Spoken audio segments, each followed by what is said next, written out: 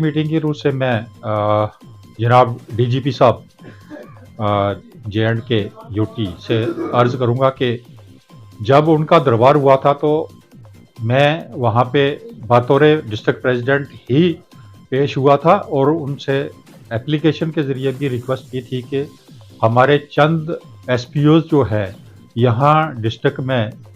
In service जो है वो वफात पा चुके हैं और उनके बच्चे जो हैं वो इस वक्त तक कहीं भी एंगेज नहीं हो पाए, क्योंकि जिस वक्त उनके वालिदैन की डेथ हुई थी तो उस वक्त वो छोटे थे। अब वो बेचारे पढ़ लिख के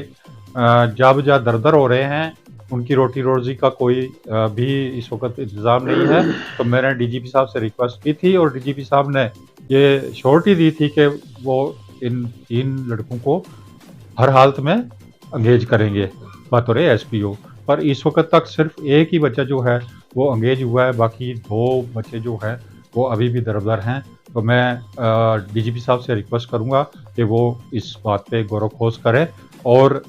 उनका ऑर्डर जो है वो रिलीज़ करें। इसके अलावा पुंछ के 3 केसेस जो एसआरओ 43 के सेक्रेटेरिएट और डीजी ऑफिस में पेंडिंग पड़े हैं, मैं वो भी डीजीपी साहब से रिक्वेस्ट करूँगा कि वो पर्सनली पुलिस रिटायर्ड पुलिस मुलाज़िम के वेलफेयर के लिए उन 3 केसेस को सेक्रेटेरिएट में या डीजीपी ऑफिस में पेंडिंग है, उनको जो है वो सॉल्व करवाया जाए ताकि वो बच्चे जो हैं वो अपनी रोज़ी रोटी जो है वो कमा सकें। इसके अलावा मैं डीजीपी साहब से ये रिक्वेस्ट करूँगा कि वो तमाम डिस्ट्रिक्ट एसपीज़ को ये एक हदायत जारी करें कि वो कम से कम महीने में एक बार रिटायर्ड पुलिस अफसर की मीटिंग जो है वो लें और जो उनके मुतालबात हैं उनको सॉल्व करें।